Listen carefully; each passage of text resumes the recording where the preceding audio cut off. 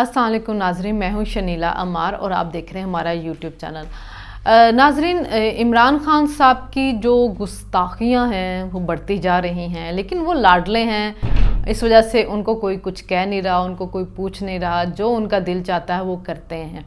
اب آپ دیکھ لیں کہ اعظم سواتی صاحب کو جس ٹویٹ کے اوپر جا کے پکڑ لیا تو عمران خان صاحب تو وہی سارا کچھ روز کہہ رہے ہوتے ہیں، جلسوں میں کہہ رہے ہوتے ہیں، پریس کانفرنس میں کہہ رہے ہوتے ہیں، قوم سے خطاب میں کہہ رہے ہوتے ہیں، صرف نام نہیں لیتے، لیکن جب وہ نیوٹرل کہتے ہیں تو نیوٹرل کن کو کہتے ہیں؟ ظاہر ہے وہ فوج کو کہہ رہے ہیں، اور وہ فوج کو ہر چیز کے اوپر مورد الزام ٹھہرا رہے ہیں۔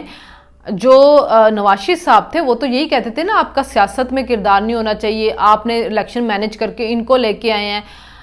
یہ جو ہیں یہ تو کہتے ہیں جی آپ تو چوروں کا ساتھ دے رہے ہیں، آپ کرپٹ کا ساتھ دے رہے ہیں، آپ دہشت گردی کروا رہے ہیں، آپ ہمارے لوگوں کو مروا رہے ہیں، آپ یہ سب کچھ کر رہے ہیں۔ یعنی کہ ہر چیز کا الزام جو ان کے دور میں بری ہوئی تھی وہ سب کا سب انہوں نے الزام ان کے اوپر لگا دیا۔ یعنی کہ کل جو کہہ رہے تھے کہ میں آ کے بیٹھ گیا حکومت کے اندر، میرے پاس اختیار نہیں تھا، تو آپ ہی جناب دعوے کرتے ہوتے تھے کہ میری جگہ کوئی اور فیصلہ کرے تو میں تو ایک منٹ نہ رکوں، میں تو فوراً استعفیٰ دے دوں۔ پھر دیا کیوں نہیں تھا استعفیٰ؟ چمٹے رہے، کیونکہ اقتدار کی ہوس تھی آپ کو، اسی ہوس کے تحت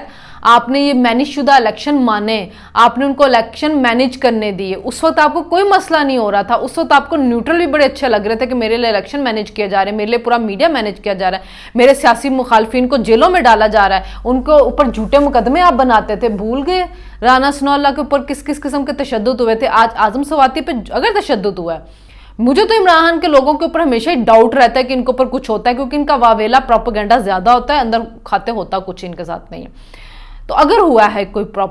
تشدد تو میں اس کی مذمت کرتی ہوں، لیکن عمران خان صاحب یہی سب کچھ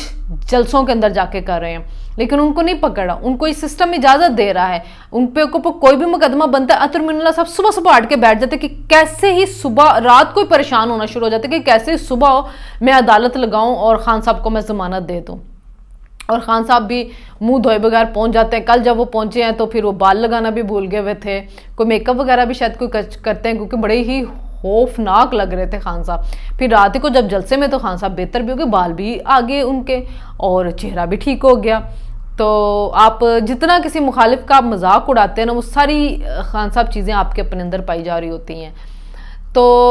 آج بھی ایڈٹ یونیورسٹی میں انہوں نے خطاب کرتے ہوئے اسٹوڈنٹ کو کہا کہ انسان کی پرواز میں کون سی چیز سب سے بڑی رکاوٹ ہے؟ تو اسٹوڈنٹ نے نال گیا نیوٹرل۔ خان صاحب خوش ہے، ہاں ہاں ہاں پھر ایک دفعہ کو،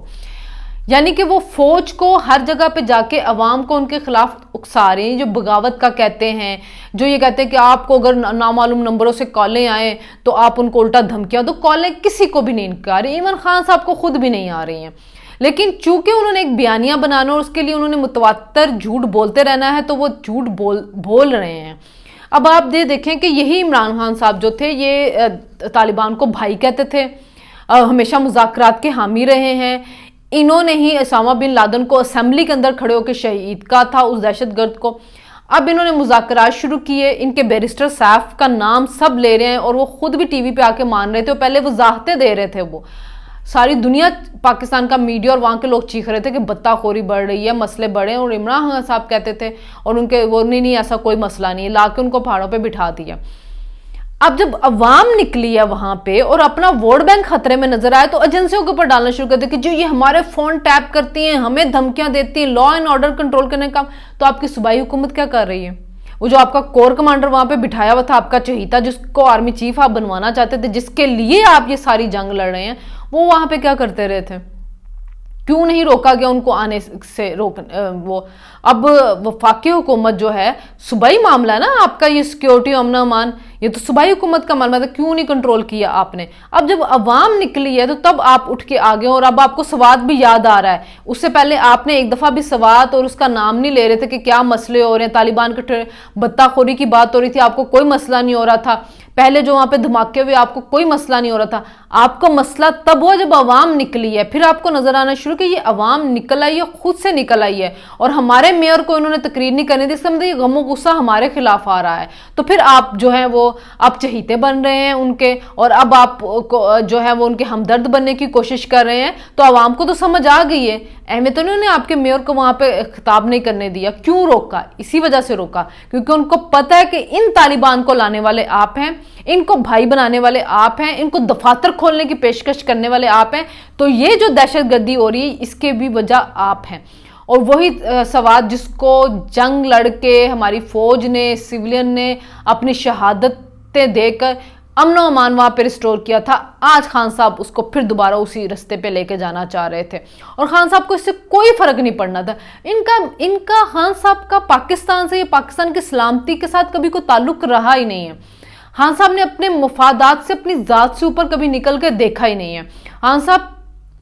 کبھی بھی عوام کی بات کرتے نظر نہیں آتے، جب بھی وہ عوام کی بات کرنے لگتے ان کے منہ سے بونگیاں نکل آتی، کیونکہ وہ عوام کا سوچتے نہیں۔ جیسے آج بھی کہہ رہے تھے کہ جی انہوں نے پیٹرول 2036 روپے کا کر دیا، کیونکہ نہیں پتا چلتا نا، کبھی عوام کی بات کیوں تو آپ کو پتا چلے کہ پیٹرول کتنے کا ہے۔ آپ تو خود اپنی حکومت میں کہتے تھے کہ میں آلو ٹماٹر کی پیاز کی قیمتیں جاننے کے لیے نہیں آیا ہوں۔ اب آپ کو چونکہ ایک بیانیہ لینا ہے تو اس کے لیے اب آپ نے آلو ٹماٹر پیاز اور پیٹرول کی قیمتیں بتانی ہیں، تو وہ قیمتیں جو آپ کے منہ پہ صحیح طرح آتی نہیں، کیونکہ آپ کبھی اس کو ڈسکس ہی نہیں کرتے ہوں گے۔ آپ تو سارا دن بیٹھ کے ڈسکس یہ کرتے ہیں کہ میں نے فلاں کی کردار کشی کیسے کرنی ہے، میں نے فلاں جھوٹ کیسے بولنا ہے، میں نے فلاں کا کیس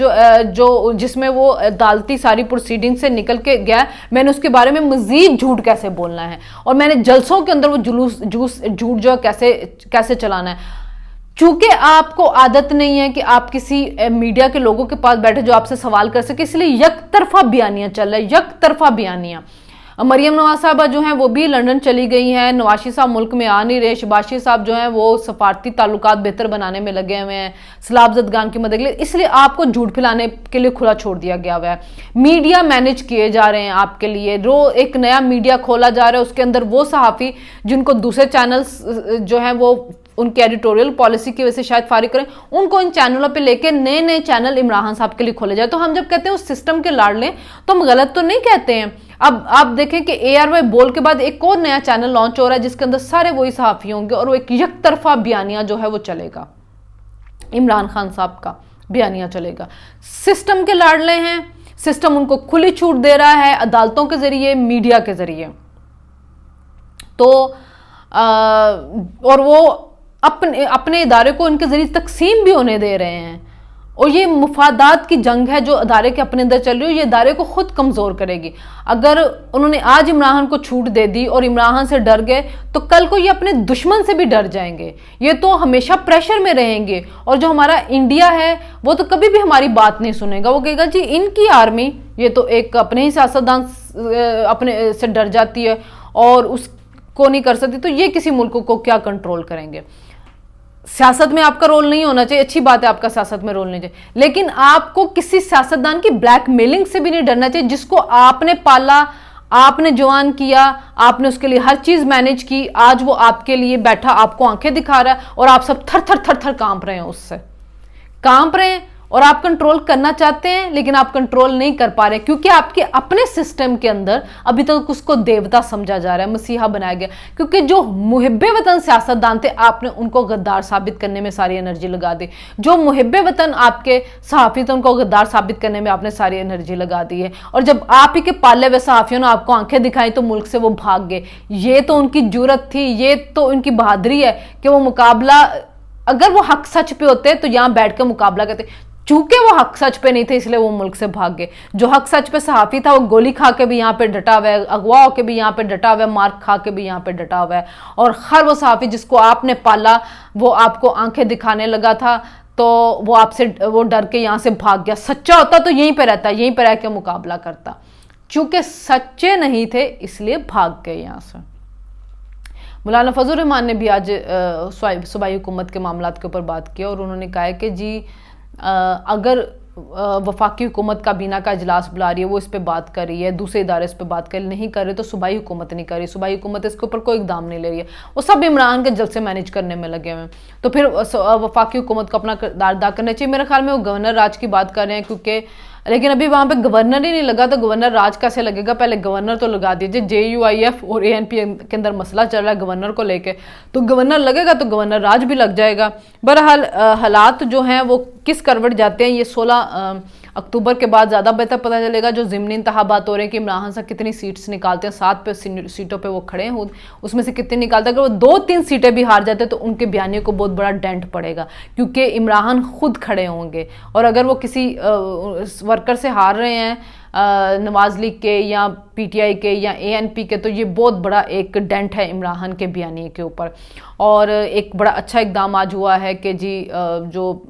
گورنر ہیں پنجاب کے، انہوں نے بہاولپور اسلامیہ جو یونیورسٹی ان کے ساتھ مل کے ایک انیشیٹو لیا ہے، جس میں یہ کہا گیا ہے کہ جو بلوچستان اور ایکس فاٹا کے جو اسٹوڈنٹس ہیں جو وہاں پہ پڑھنے کے لیے آئیں گے، ان کی فیس ساری معاف ہوگی. 50% وفاقی حکومت بیئر کرے گی، 50% وہ یونیورسٹی کرے گی. یہ بہت اچھی بات ہے. ہمیں اگر بلوچ اسٹوڈنٹس کو یا بلوچوں کو یہ احساس دلانا ہے کہ وہ ہم میں سے ہیں، ہمارے ساتھ ہیں، فاٹا کے لوگوں کو احساس دلانا کہ وہ بھی پاکستانی ہیں، تو اس کے لیے بہت ضروری ہے کہ ان کو دوسرے صوبوں کے اندر اپرچونٹیز ملے، وہ وہاں پہ آئیں پڑھیں. ویسے تو بلوچستان میں یونیورسٹیاں بننی چاہیے، ایک سے ایک بڑھ کے یونیورسٹی بننی چاہیے، ان کو کہیں اور نہیں جانا چاہیے. لیکن اگر وہ دوسرے جگہوں پہ آ رہے ہیں تو آپ ان کو احساس دلا رہے ہیں کہ آپ ہمارے بھائی ہیں، تو یہ بہت اچھی اقدام ہے، اس کو سراہنا چاہیے. آئندہ آنے والے دنوں میں دیکھتے ہیں جی کیا صورتحال بنتی ہے. ابھی تک کے لیے اتنا ہی. اللہ حافظ.